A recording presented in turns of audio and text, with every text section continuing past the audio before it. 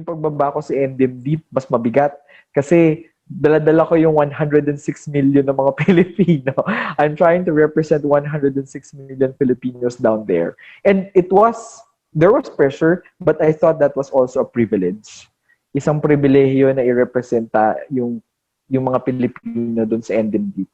Andun din yung feeling ng responsibility. Kasi biruin mo, ikaw yung unang makakakita sa isang parte ng Pilipinas na hindi pa nakikita ng kahit sino. At responsibilidad kong ikwento.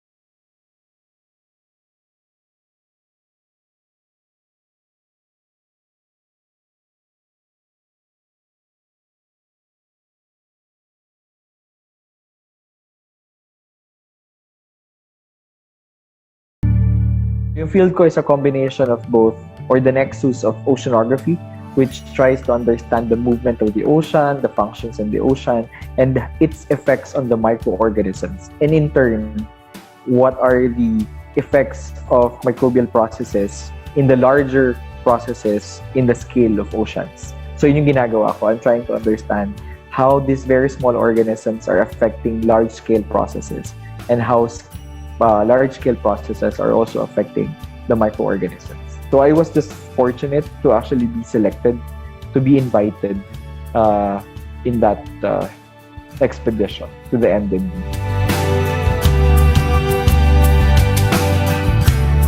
Siguro a bit of correction din. I think one of the good contributions of the expedition is that it was able to validate the depth of the Emden deep.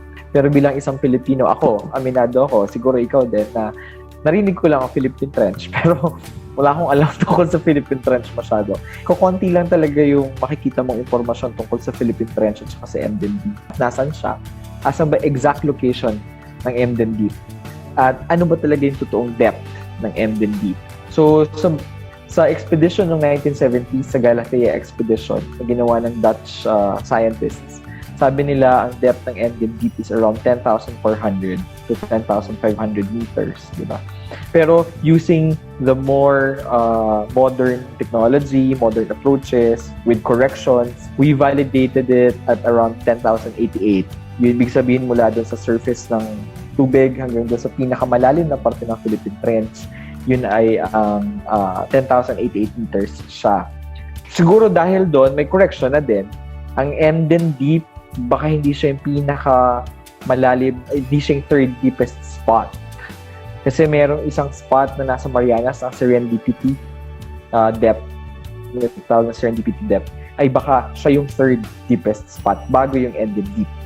Pero walang question na ang Philippine Trench siya yung third deepest trench in the world. So I think na-clear na natin yun. I was expecting a lot of giant squid at saka megalodon. Hindi ko naman nakita when we went to the deepest part. Meron ako expect sort of background knowledge kung ano yung mga nasa ilalim na yon. But it's still a mystery for me. Pero andun din yung excitement, because as an oceanographer and a professor myself, most of the learnings and most of the observations in oceanography were actually based on books that were written by Western scholars. I thought it was a privilege that when I come back, the things that I will be teaching are not those from the books anymore, not just from the books anymore. I'll be able to share something that I've experienced myself, I've seen myself, and it's just on our backyard. The entire trip itself took 12 hours. 4 hours pababa, 4 hours kami sa bottom, and then 4 hours paakyat. Natutuwa talaga ako dun sa nakikita ko. So I did not dare close my eyes. Talagang gising na gising ako from the surface to the bottom. So with the first time I saw the bottom, it was like being somewhere else. It was like surreal. It was a surreal feeling. It's something that I have not seen before on the surface of the earth. So, and alam mo, ang Philippine Trench ay isa sa pinakamatandang trench sa buong mundo. So, biruin mo, milyon na taon na ganun yung itsura niya pero wala pa nakakakita. And it was the first time that a human eye was able to see it. So there was a feeling of privilege.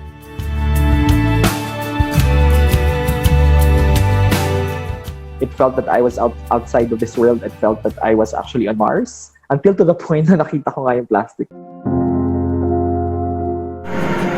There's a lot of stuff on the seafloor. Oh, that's detritus. That one? That's garbage down there, I'm pretty sure.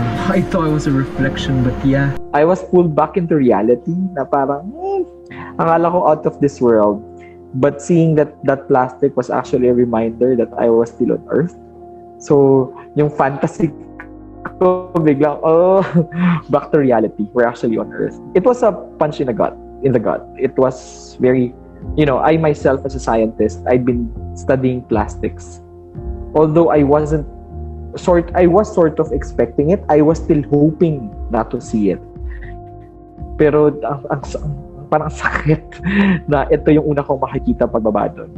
That problems persist and human activities are actually affecting any and every environment, even those in the deepest parts of the oceans.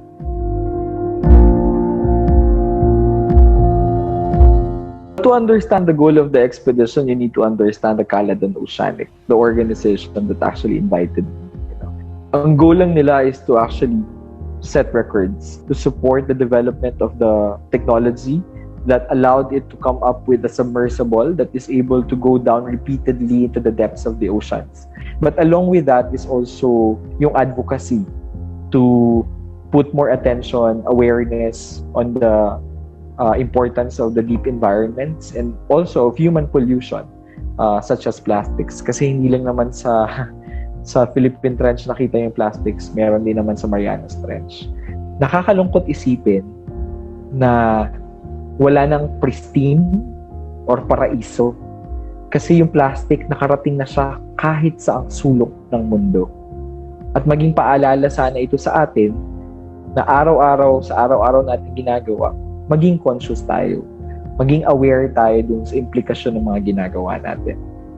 Hindi lang siya usapin ng pagtitigil ng paggamit ng straw o pagtitigil ng paggamit ng plastic bag. Usapin din siya ng pagtawag dun sa atensyon ng mga gumagawa ng plastic mismo, yung mga manufacturers. Hindi kayang solusyonan kung tatawagin lang natin at sisisihin natin lagi ay yung mga gumagamit. Kailangan nating tawagin ang atensyon ng mga manufacturers. At gusto namin ipakita sa mga Pilipino na hindi lang tayo titingala at hindi lang tayo titingin sa malayo. Pwede tayong tumingin pa ilalim at atin pa rin yun. Atin pa rin ang Emden. Alam mo yung Philippine flag, hawak-hawak ko siya habang nasa ilalim ako. The moment that 15 meters bago kami mag-touchdown, bago kami namin maabot yung bottom, I took the flag out of my pocket. And I was just holding it the entire time. There was this feeling that I was actually holding it on behalf of the Filipinos. Sa mga Pilipino, ito po ang NDMD, atin ito.